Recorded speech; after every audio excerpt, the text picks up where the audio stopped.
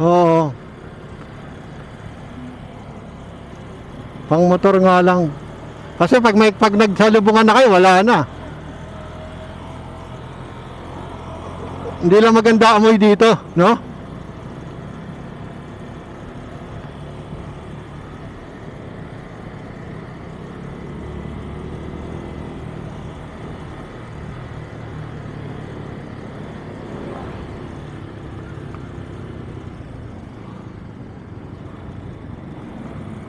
Ay. Akala ko dati dito. Wala, sabi sa akin ano, doon sa ilalim.